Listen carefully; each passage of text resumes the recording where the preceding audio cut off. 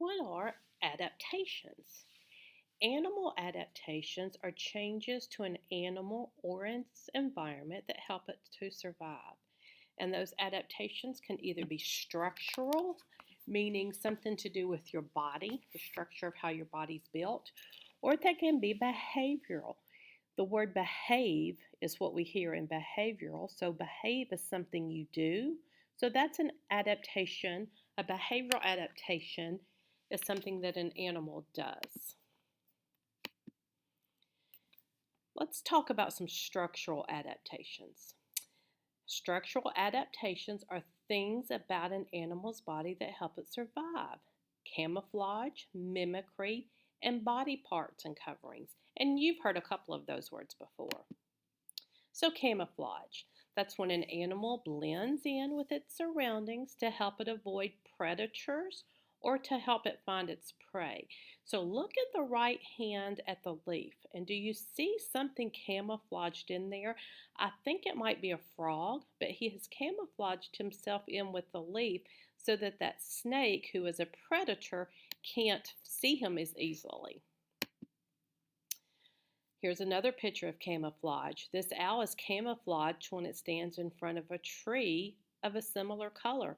So any predator that's going past quickly wouldn't see the owl there. So he would be out of harm's way using camouflage. Another structural adaptation is mimicry. You know the word mimic. When you are mimicking someone else, you copy exactly what they do, maybe what they say or some motion they're making. Animals can do the same thing. Mimicry is when an animal imitates or copies the look of another animal to avoid being hunted.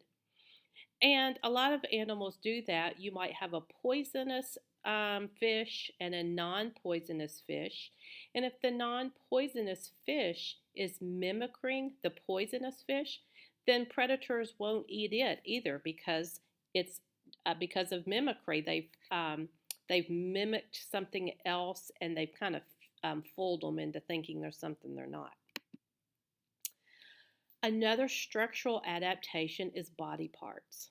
Every animal has specific things about its body that help it to survive in its environment. An elephant's long trunk and a giraffe's tall neck enable these animals to access their food supply. Camels survive in the harsh desert conditions because their bodies are adapted to storing up fat so that the animals can go longer amounts of time with little food or water. That giraffe's long neck, that enables him to eat things off of very tall trees. And that elephant's trunk allows him to swat flies away. It allows him to get water. It provides a lot of necessities for that animal. So their body parts are structural, things on their body. Behavioral adaptations, the way animals act. So behavioral adaptations are things an animal does to help it survive. And some of those are hibernation and migration. Those are not new words. But we're also going to talk about instinct and learned behaviors. Hibernation happens when an animal goes into a period of rest over the colder months and lives off of stored food. So their body slows down, their heart rate slows down, everything slows down so that their body doesn't need as much energy to survive, and it can use all of that stored up food and fat.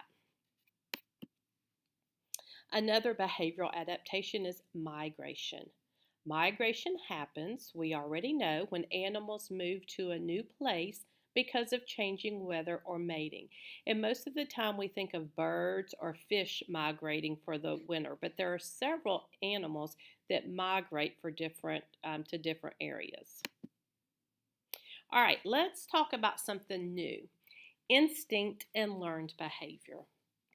Instinct is any behavior that an animal is not taught, but rather it does automatically. something they're born knowing how to do without someone having to teach them.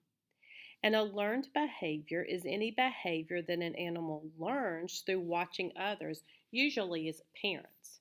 So let's think back to instinct. If you walked into a kitchen and put your hand on a hot stove, you wouldn't have to wait for somebody to teach you to jerk your hand away. That would just be instinct. Instinctively, your hand would immediately leave the surface of that stove. That's instinct. A learned behavior would be you learning how to walk. You weren't born knowing how to walk, but because you watched those around you and you had people teaching you, you learned how to walk. With animals, animals are born with certain behaviors that are their instinct. For example, a beaver knows how to build a dam for shelter. A spider knows how to spin a web. A caterpillar knows to build a cocoon. These animals were born knowing these behaviors, instinctive behaviors. You're born with them. Baby animals learn from their parents how to do many things, such as hunt. Bear and lion cubs watch their parents catch prey and learn. Humans also can teach things to animals. If you teach a dog a trick, that is a learned behavior, just as your parents or the people around you teaching you how to walk or teaching you how to eat with a fork or spoon or how to write with a pencil. Animals learn to survive in their environment by adapting to it. I want you to look at the four pictures on the bottom of this slide, and I want you to think about how each of these animals is adapting to their environment.